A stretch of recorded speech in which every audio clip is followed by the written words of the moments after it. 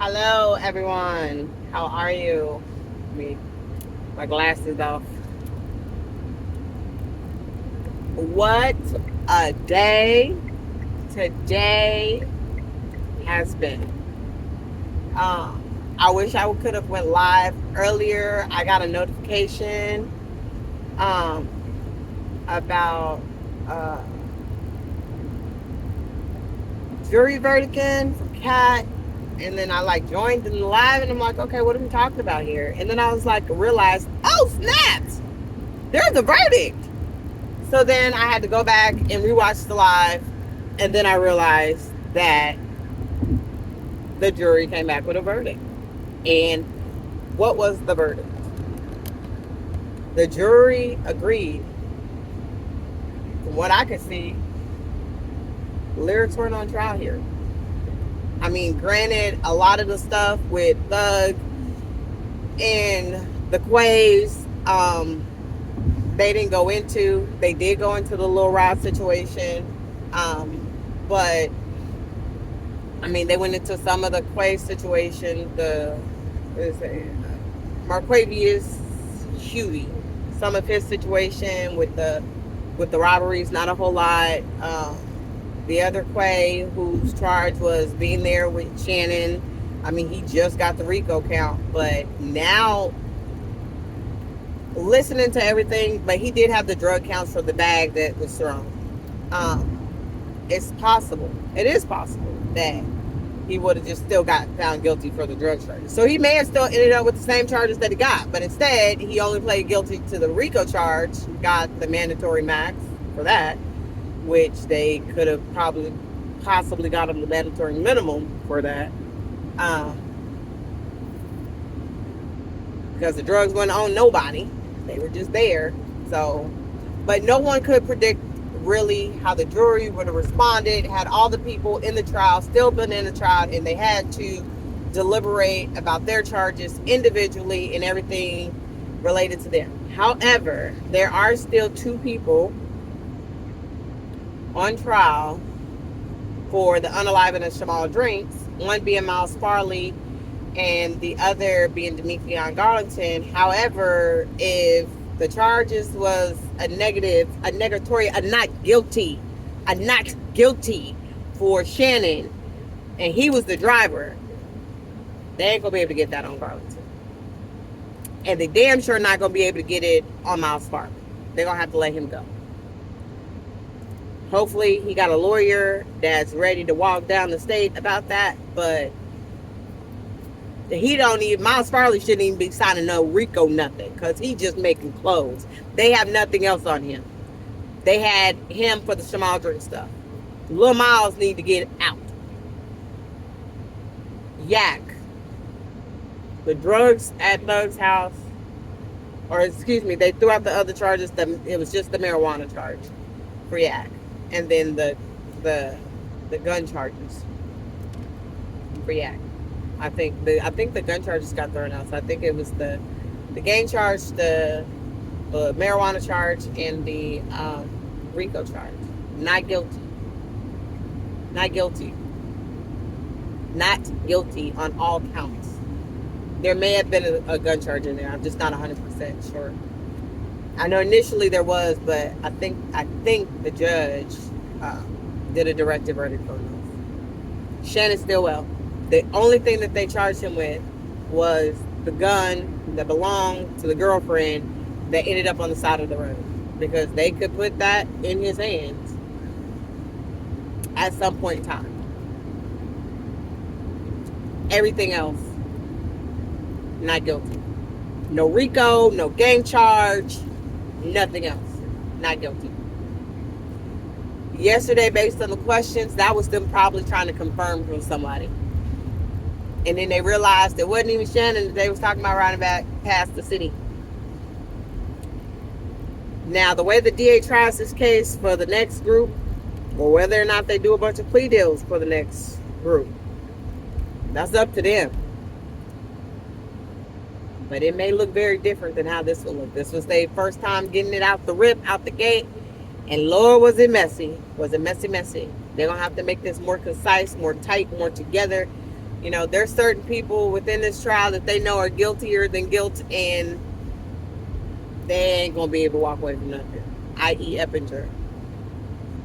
But there's other people like Miles Farley that they holding him on BS because he was in the car next to the car that they thought was the car, but turned out the juror said that wasn't the car.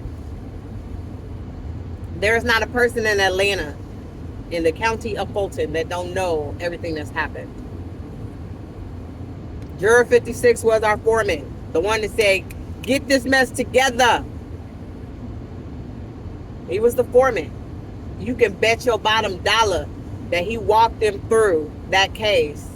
And he was the one that said, let's take it defendant by defendant and let's walk this out to figure out what, when, where, why. And those things that we have questions on, let's go back and review that. Everything else, let's figure out what we feel about this, this, and this. And let's do it one thing at a time. And that's what they did. I mean, they're still facing charges for stuff that happened in the jail. But right now, that jail is a madhouse.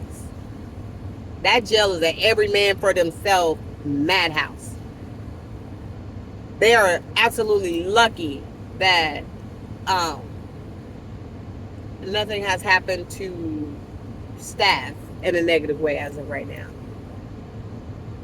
But the people in the jail, the actual people that's being held in the jail, they surviving by any means necessary.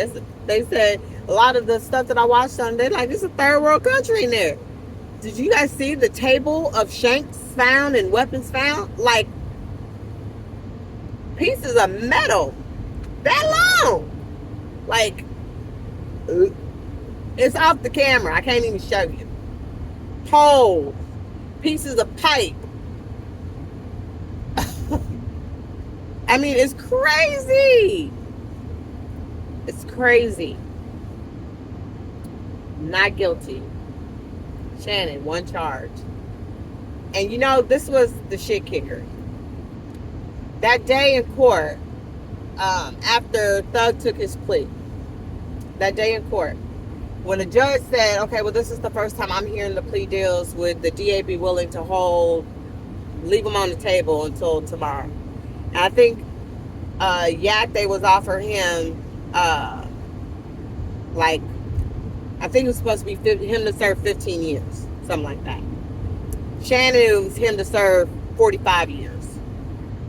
That was the plea deal that they had declined, but the judge said, you know, they have the right, they have the discretion. Are y'all willing to leave it on the table? Hilton said, nope, we withdrew it. We withdrew it. Love said, oh, well, we'll talk to Madam DA and see if she's willing to put it back on the table, because they were, in their mind, they were convinced that the jury was seeing their way. You know what sealed the deal for them? I think 3 things sealed the deal for them.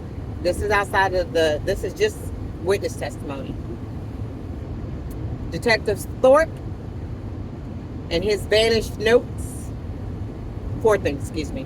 Detective Thorpe, Detective Gaither and her unfound file that got found. Detective Hogan and his unwillingness to even budge on anything, and his half-ass investigation skills. And investigator Viverito. I think the jury saw exactly what the world saw. These people didn't give a damn if they was innocent or guilty. They didn't give a damn if they was innocent at all. They were guilty by association. They was guilty because they said so. And they literally felt like if they took it to trial, that they were going to be convicted. That no rational human being would see it any other way. Except for the DA's office of Fulton County showed the county of Fulton and all of Atlanta how corrupt they were for a conviction. How they were willing to do it.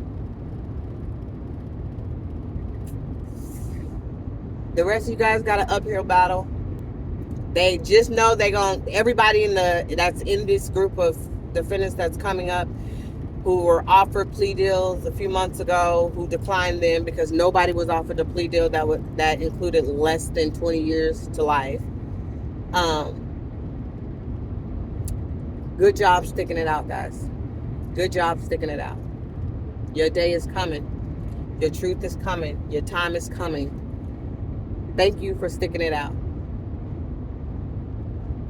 Thank you to everybody who started the channel, created the channel, posted on their channel. They got the information, they got the news, they got everything regarding this trial out to the public. There's no reason to, talk crazy about Thug taking a plea deal, because at the end of the day, that stuff that was found in his house is the stuff that they was using to try to say that they were trying to distribute drugs. So regardless, all of those things carried heavy weight with them. They carried year sentences. And the judge said he just got to walk out. He just got to walk, 7.5 years, and he could stop reporting. He just has to make it for what, 12, 15 years, something like that. And everything else is knocked off his plate. It ain't no guarantee he wouldn't have ended up with a 15-year sentence all the same. That's what he got in this case. He just got to walk out 15 years, regardless. I mean, he still probably would have ended up with the same. But Judge Whitaker gave everybody a fair shot. And at the very least, even if her job was to get a conviction, she made that trial seem more fair than it was. Because it wasn't fair at all before. It was not. Everything was allowed in. Anything was allowed in. Any witness was allowed to be added. Any evidence was allowed to be added, even at the last minute. The detectives, listen to the way Gaither and Dennis was talking before when Glanville was on the stand. They were saying what they want to. Gaither went through her whole testimony telling Max that she wasn't going to answer his questions. She was telling him, I already answered that, I ain't answering that. And Judge Glanville didn't say a damn word. At the very least, Whitaker was calling people out on their mess. She was calling the defense out when they was being messy. She was calling the state out when they was being messy. And I can say that. She didn't apologize much when she made mistakes now. Let's be for real. But, in my mind's eye, not many of us women do. Glanville not once apologized. Anytime that they called the state out, the defense called the state out for doing something messy, what Glanville say? Everybody needs to work on this. At least Judge Whitaker said, nope, defense, you fucking up. You need to stop. State, you need to stop. She called them out individually, which made it a little bit more fair. It really did. Guys, I'm so happy. I feel like I just beat the case. I don't know. I was crying earlier. I'm glad I don't look crazy no more, because I looked crazy before. But, they still have to face what they got going on that happened in the county. Hopefully between Doug and Max, they can get them time served, knock that mess down, get it off. They not accepting no extra time on their sentences. That's for damn sure. But I think everybody got to do better. I pray that they don't get out of here and start rapping about some more of that mess that happened in there. I mean, your story is your truth. Your truth is your truth. But it's not so much how you say it. It's just saying it. I know everybody got a story to tell. But as you can see, even with Dirk, they putting your lyrics on trial. His lyrics are now coming into the trial against him, the federal trial. Feds are a little different. They got a little bit more info. They if they're gonna bring it, they're gonna bring it.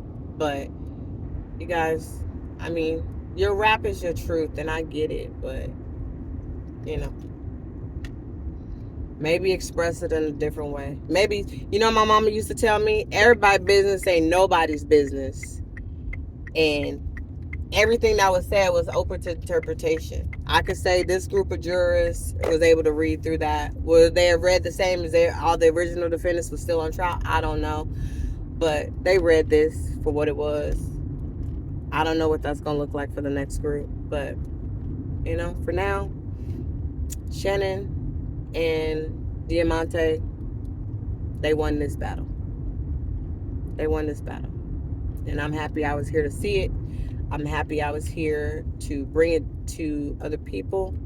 And anybody that's down for an interview, I know I ain't up there like Cuff Boys and Cat and Dear World Christian or even Infamous Sylvia, but me and my few hundred, we would like to interview you, please. Please. That's for Max. That's for Demonte, for Shannon, for Kayla, anybody. We're here for you. All right, guys. Like, share, subscribe. Thank you for tuning in. Thank you for rocking out with me. I appreciate you. We got 220 subscribers. We're getting up there. Thank you guys for rocking with me. I love you all. I appreciate you. I truly do. Peace.